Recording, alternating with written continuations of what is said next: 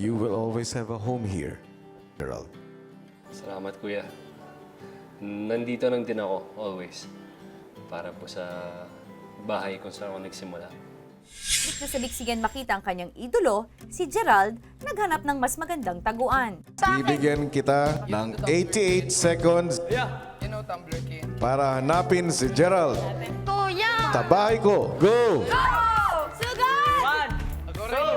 3, 4, 5, 6. So, hinanap ko po talaga siya, kuya, sa buong bahay. Nilibot po talaga. Gusto ko na po talaga siyang makita. Tapos baka po, kuya, matapos po yung seconds na hindi ko po siya makita kasi.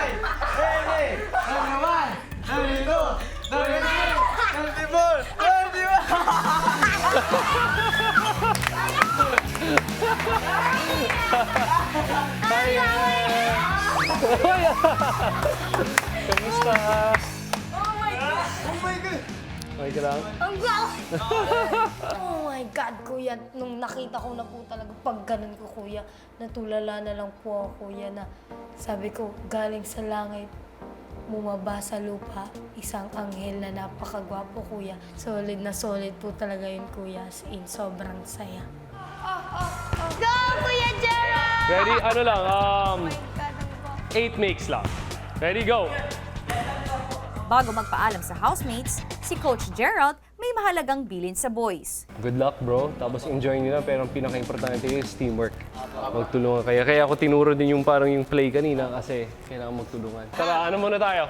Pwede kayo kasama kayo? On 3, ah. On 3, PBB, ah. 1, 2, 3, PBB! Nice one. Magpaalam na kayo sa inyong bisita. Kuya, pero tigil sa kami. Sige, tagisa kayo. Enjoy nyo lang to, enjoy nyo lang. Bro, kung sino may gusto nito. Amo na. Saan na kayo? Captain Mejas! Maglamas ka, brother na! Tagal pa!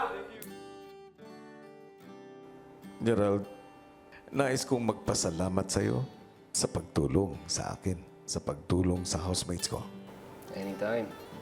At higit sa lahat, sa pagpapakita sa kanila at sa buong mundo that hard work pays off. Of course. Tulad na lang kung paano mo ginagawa ang mga bagay 13 years ago. At makakaasa ka na hanggang maputi na ang buhok mo at mahilig pa rin sa basketball, nandito ako lagi para sa iyo.